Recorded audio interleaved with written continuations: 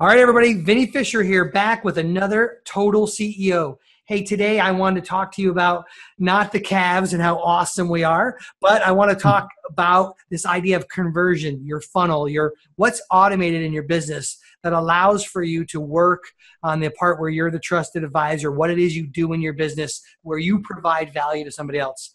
And you know what? I have an expert today, a friend, a great company, Justin Christianson on the line. Justin, welcome to the show, buddy. Hey, thanks for having me, man. Justin is the CEO. He's got a partner. They own a company called Conversion Fanatics. And I'll tell you, a bunch of our clients use you guys. So we are like connected through all types of things. We hear about your name all the time. And I've known you forever, or not forever, but seems like a long time in this world. And I think at one point you were even, I know your partner were an affiliate for some of our products back in the day. And so it seems like we've been connected for a long time. Well, I'm hearing more and more about you. What's that? I said, yes, we have been connected for a while. All right. Before we get deep into this, give me and our listeners, our watchers, we're on a live show, so we'll have all the links, but I like to say it out loud for all those like other entrepreneurs on there who want to look and surf while they're listening to you. But give us the commercial about Justin. Well, I've been marketing for about 15 years. Okay. Full-time since about 2005 or so, kind of failed my way through this whole marketing world. Had a very successful info publishing company that I sold in 2009 back to my partners, and kept getting asked about optimization and conversions and implementation and all of these things that I had published some previous information on. And from there, just based on demand, what is now Conversion Fanatics was pretty much born. And that's a full service agency. And what's its sweet spot? What does it do?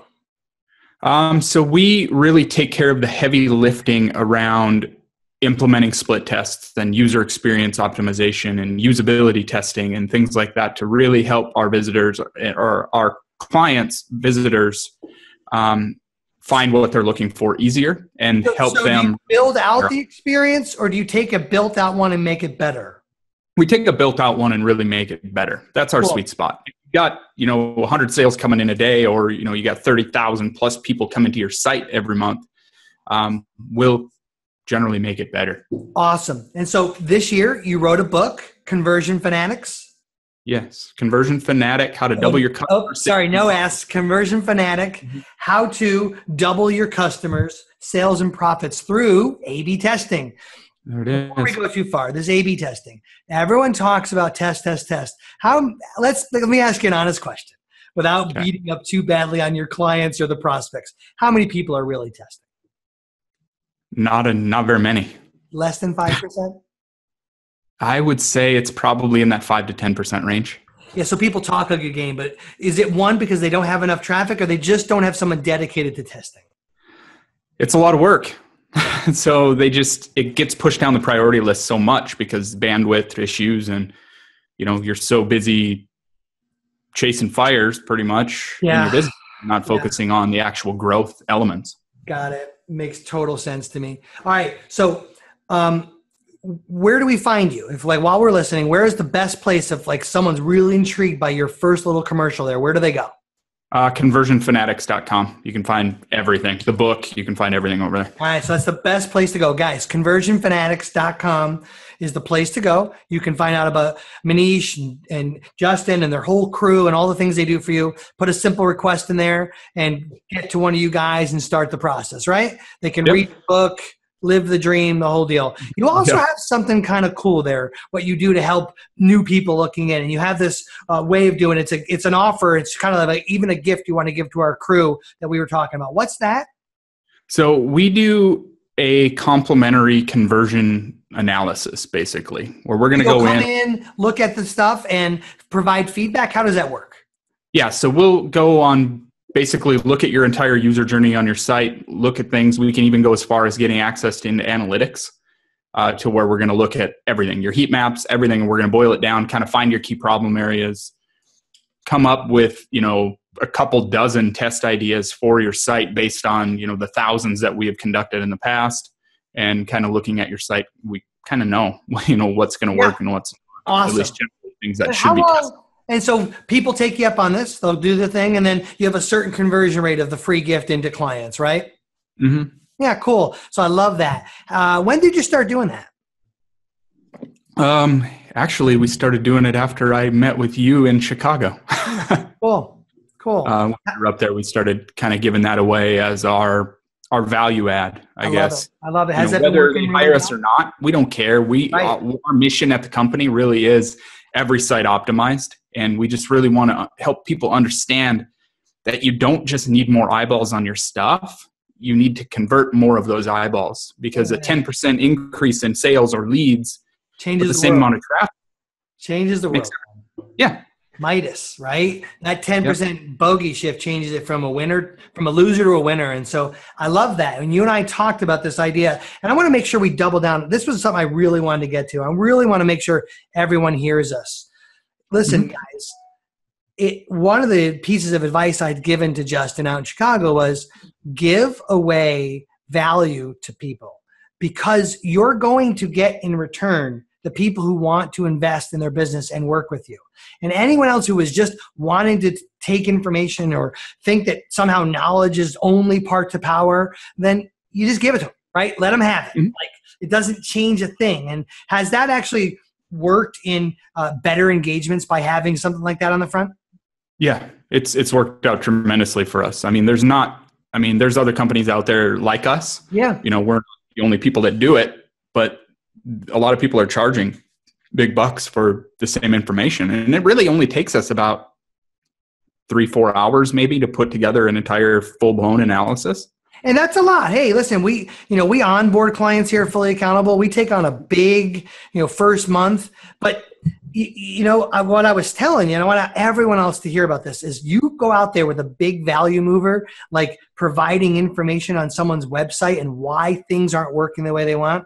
The ones who are going to invest are going to invest. And the ones who don't were the ones who weren't going to in the first place anyway. So good for you, man. That is awesome. And so, or they come back 2 or 3 months later and realize how important it is. Yeah, it's so funny you say that. Like, we have a client. I was just talking to my business partner about an engagement we were considering taking on, and we gave them some information, and they are going to go try it themselves. Yeah. And great. We aren't even mad about that, because that's helped us, but we know what's going to happen. They're under-resourced, ill-equipped, and they're going to come back a few months from now, and we're not going to be mad at them. We're not going to charge them a stupid tax. We're just going to love them because they woke up and realized something. So does that lead cycle happens as well for you guys? Yeah, absolutely. All the time. Amazing. It's amazing. What's the hardest part of the business right now? People. Go ahead. Dive in a little deeper on that. We've been very fortunate to have a lot of very smart people come to work for us. But as we have gotten bigger, we've grown 800% in the last 2 years. So it's finding more and more quality talent, specifically more so that we have brought more people in-house. We've got a big office. We do all that fancy stuff. Yeah. So it's really finding those right people in our backyard. Luckily, we live in Austin, Texas, where it's, tech hub, and we've got a lot of very smart people here. So it's not that bad, but it's that scalability factor, and then obviously keeping costs in check when you're hiring more people. Yeah, I mean, a service business is that kind of, 3 in, 2 out, 4 in, 1 out. I mean, I think we got to get comfortable with the fact that it's always going to be what a service company is. And what can you do to productize or do some other things? Have you thought about that inside the business? Like what you do to round the edges on it? Because I don't think we get rid of the breakage in a service company. So what do we do to add other things to reduce the effect of the breakage? Yeah, I mean, we came out with a training program that's really kind of helped the people that don't really want us to help full blown, but they want to get our philosophies and our ideas. So you're training someone internally? Yeah, we've got that where they can pay. And we've also got the additional, we position it a little bit more like training, kind of, again, a conversation that you and I had at dinner in San Diego. But how's that working? Or is that just starting now? No, we've been doing it kind of haphazardly, kind of, Good job not swearing there. Yeah. Okay, good. Yep. Yeah. So, you haven't really devoted any real effort to doing that with like laser focus. That's just kind of happening a little bit. Yeah, it's kind of happening. But one thing that we really did late last year is we were very competitive on the pricing and everything for the service. But late last year, Manish and I sat down and it's like, all right, what's the stupid offer we can make? Like, what's the absolute no-brainer? Because you talked about that 4 in, 3 out right philosophy. But when you're at a higher price point and a lower volume of clients, losing one client hurts a little bit more than buddy. So we said, what can we do to kind of make it a stupid offer and kind of make it up a little more so in volume, but still keep our same level of service?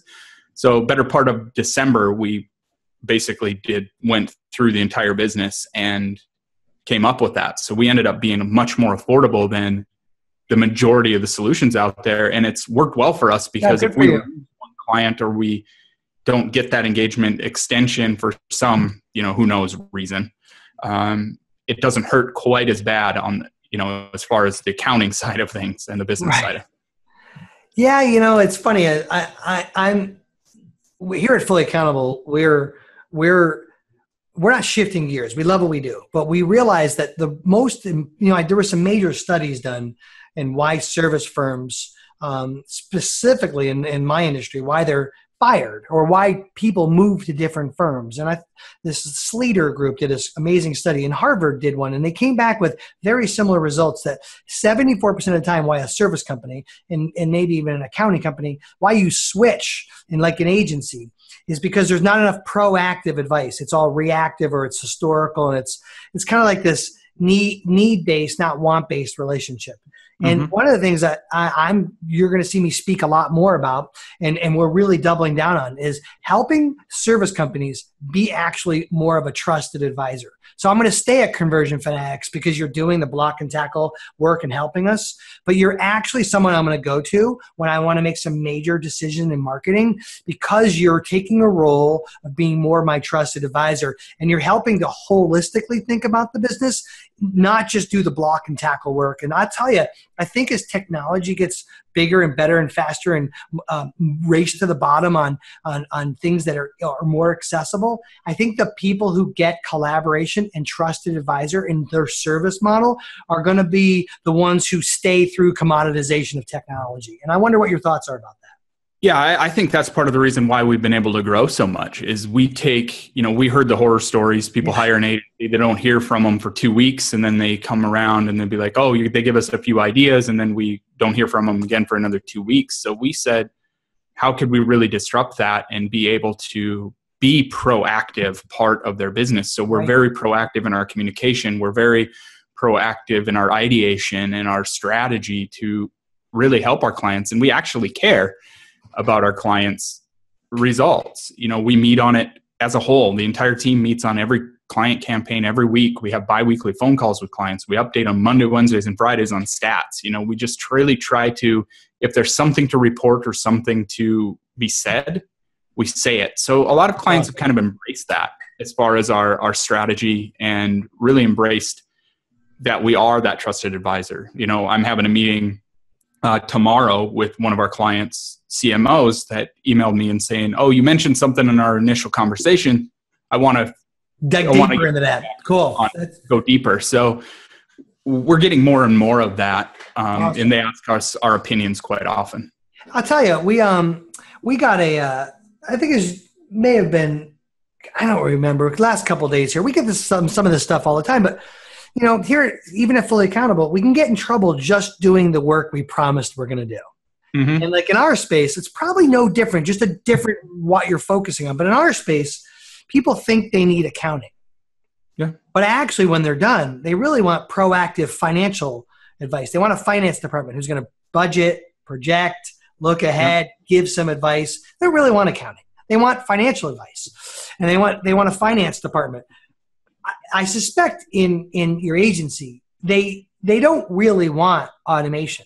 They want someone who's helping them with their message, making sure they're with the right audience. It's not always just about conversion, right? That's the thing that's there, and we need conversion. But if the issue is like they're with the wrong market, or they're trying to sell a great product to the wrong people, or the right people in the wrong product, it's like this proactive activity. Like one of the things and why I'm rambling on with you is one of the things we're doing now is we got to get the reports out. We got to do your accounting. But we actually pump in like a little bit of proactive advice. like a controller would do when they're working day to day in the business. What are some of the things you're doing as an agency to offer that proactive advice? And what I want everyone to know out there is, I think as a service company, the more, even if you actually don't necessarily, I want to say this with complete humility. Let's say you don't deliver on your core promise, but you delivered on your proactive approach to the business. I bet your clients would be happier. Now, I think you got to deliver on your core promise and find a way to do that. But I bet if we had the luxury to test clients on clients, I bet if you did more proactive and less reactive work, you'd have a happier client base. And how are you guys dealing with that? I mean, like I said, we're very proactive. So, but we do have clients that stick around that they just fall off the face of the earth, or they switch objectives, or, whatever they want to do, but they're still engaged with us in a sense. Yeah. We're not actively split testing and doing conversions and doing those things, but we're helping advise them. I mean, we have one client that just renewed again. We've been with them for 2.5 years. And the first year was full blown, 100 plus tests and everything. And then they had some turnover, and, it just keeps going. Now they want to get back into actually testing instead of us just being kind of the advisor on things. Awesome. But yeah, I mean, conversions is really just the vehicle as which we kind of help them, in split testing. So we don't really, we test offers, we test switching things up quite often, to really help them and kind of be an integral part of their team instead of just some third party out here. So let's do a monumental shift. Business partnership. And I don't mean external. I mean the one you have with your pally Wally. You two own the business together. Let's dive under the hood. Give it a percentage. How often are you two on the same page? Daily. No, I don't mean connecting and talking. I mean, How often are you actually, all right, let's ask it a better way. When you're not in agreement on something, how do you deal with that? Well, we started this company a little different because we both come out of partnerships that weren't, I guess, the most favorable. Well, you were divorced. You're divorced people getting remarried. I get it. Yeah. All right? So we said, let's go in, no ego, just do what we can, play off each other's strengths. And luckily, we haven't had any major disagreement in 3+ years. Nice. And so when you do fight a little bit, how do you deal with it? We just talk it through to be logical. I mean, luckily, my business partner, so he's very logical and very processes and systems oriented. And I'm the ready, fire, aim guy. Let's just go break stuff.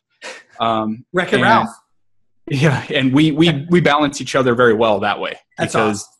I break stuff and then he helps clean up the mess. Yeah, I'll tell you, I had a partnership that was more of you and I together. And we were both like, let's go chase the world. And there was not a Manish that was like a little bit more logical, talk me back. So that's destined to have, it's not going to be as good as your partnership with your wife, but it's a great second partnership. Hopefully this one doesn't have the intimacy that your wife has. Yeah. That would be creepy. But assuming all that, so who usually is the one that makes up? Who's the peacemaker?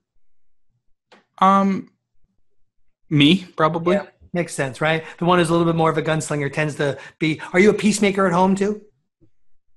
Try to be, yeah. Yeah. I mean, that's my talent. My wife, I'll always say, Debbie, here's one's for you. I always say she'll take a long time to come around to a sorry or an apology. But my business partners are like that. And you know why I think that is? I think you align your personality no different than when you found your wife. You found a business partner that compliments you in a certain way. And you had to strike out a few times. And the reason I'm bringing up this subject, for everyone listening out there, the only commitment you've promised, a covenant in your life, is your marriage. Everything else, is a fluid relationship. And so you're going to strike out sometimes in a partnership. And, the average partnership doesn't even last as long as a job, which is 3 years now in America. So you're past the curve, buddy. 3.5 years.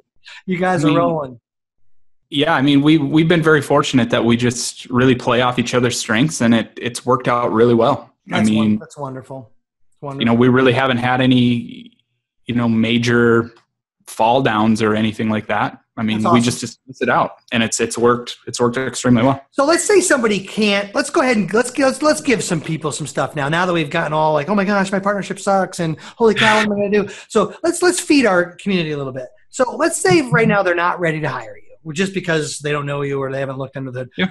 What's one or two real good hacks you would encourage somebody to do right now in their business that's kind of like falls in line with what you do for people? What's the one or two things you tell them to do right now in their business? Pay attention to your data, your visitor data. Like, what are your visitors actually telling you? Google came out with a study not too long ago that said like 95% of companies have some kind of analytics on their site. 95%. But less than 30% actually do anything with that data. I mean, when's the last time? Even lower than that. They're just playing nice. It's probably like less than 20%. But when's the last time you logged into your analytics account?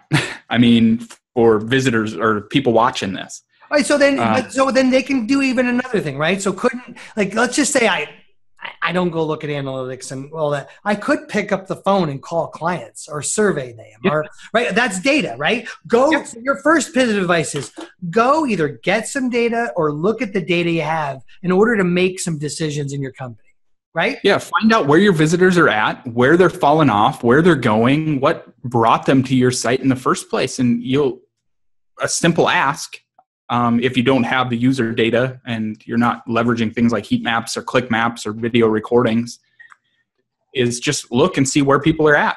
And they're going to tell you exactly what's wrong. They're good every time. And we did this in our onboarding process. So for everyone out there, that's just such good advice. Look at your data and it's going to come. Some of you might have Google Analytics. Some of you might just have like an Infusionsoft account. I mean, it's going to come so many ways, but we did this in our onboarding process and we found a hole where people were at the kind of proposal stage. And what we did is we addressed it. And guess what? We have more proposals closing because we just jumped right on that hole. And so that's what you're talking about, right? Yeah. I mean, it's everything, any area you can find for friction in your business. I love it. That's it. And that's all conversion optimization really is. It's just holding that visitor by the hand and leading them where you want them to go. All right. So let's say I look at the data. Find some. What would be your next step? What would you do? So finding where that key friction point is. And then I developed the test hypothesis around that. So whoa, that's big. So wait a minute. Yep. This is where people get freaked out, right? Oh my gosh, Justin, I totally get it. I got to test. I got to find this gigantic place where everyone falls off. And then you come out with this scientific language that just freaked me out. Now that's where I start my hypothesis. Break that down a little bit. What do you mean? So basically, I use the big word hypothesis. Yes. I love it. By the way, I'm teasing just for our crowd because I believe everything's got to be about a hypothesis and our job is to be the scientist. I'm with you, but let's help everybody. So, a hypothesis is, I'll back up a little bit. So you can make a list of 100 things you want to test. Yep. That's great. But why are you testing those things? Love it.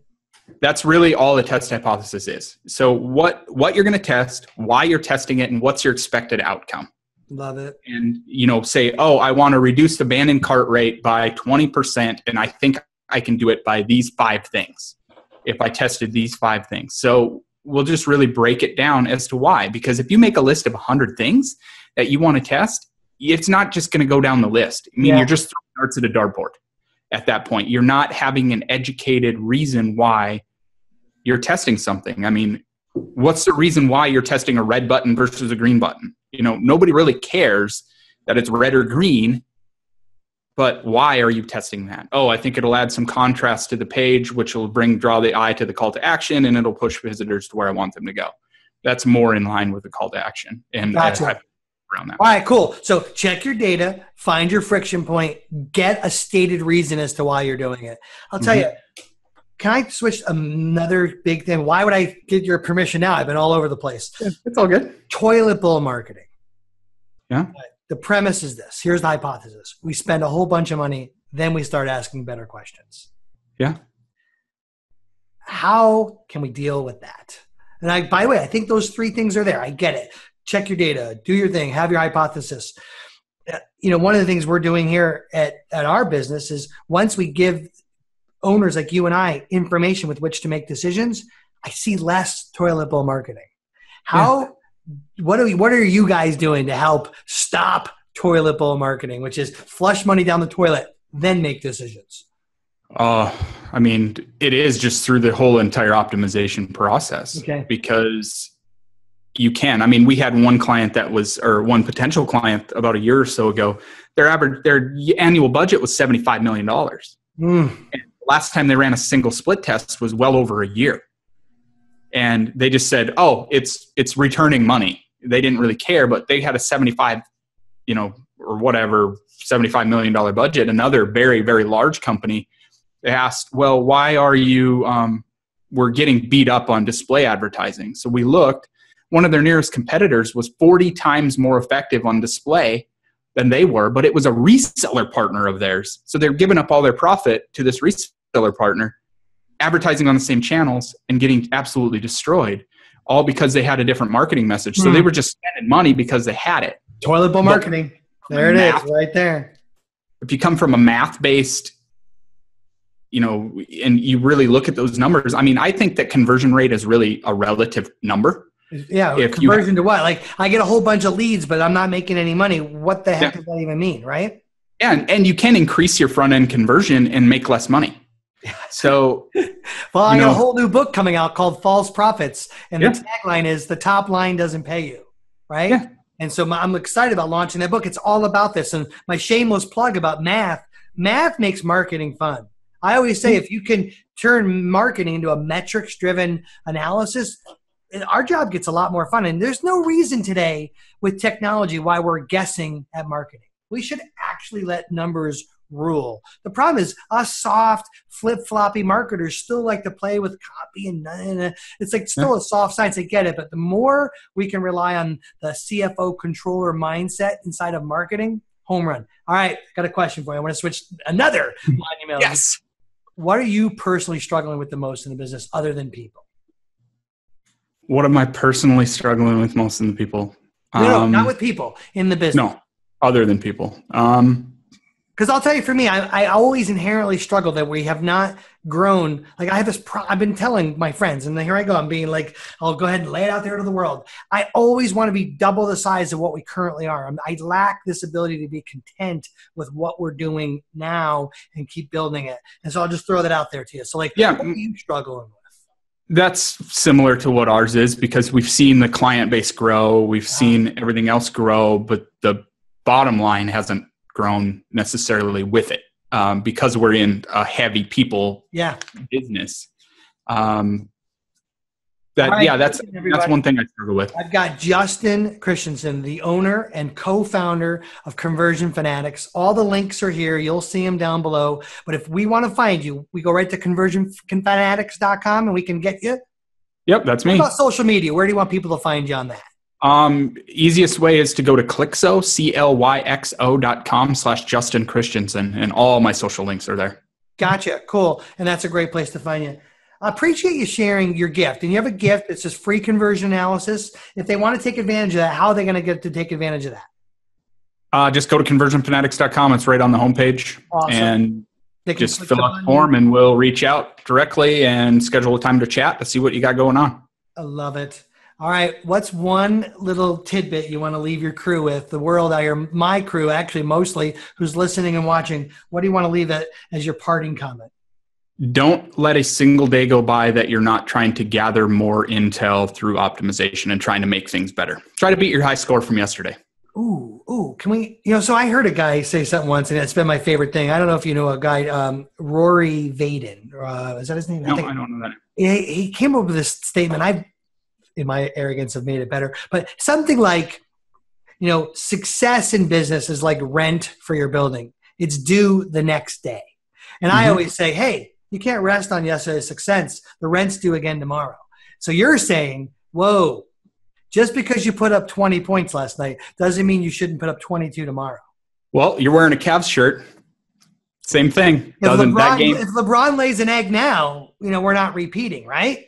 And so, rent is due. So I love that. So repeat that advice in our close for everybody. So try to beat your high score from yesterday. I'll leave you with a quote. Actually, it came from Eric Graham. He said, conversion optimization is like a video game, except for high score, you make more money. Eric, I like that cat. That's cool. He's always saying some fun stuff. He beats up on coaches a little much. But other than that, I really like his stuff. Eric, there's a shout out for you. I know he watches our stuff. So, hey, Justin, it's been great today, bud. I really appreciate you being on the show. Thanks for having me. If you want to check out more about it, that book, by the way, you wrote is good. It's not just like a little business card. I know you built it, but if you really want to understand some of this attitude about why to test, get inside Conversion Fanatic. It's good. I like the cover, and I know our buddy who's got that painting behind you, Rob Cicadas, did all that. And so there's a shout out to you, Rob. But Justin, thanks for being on the show today, bud. Yeah, thanks for having me, Vinny. Appreciate it.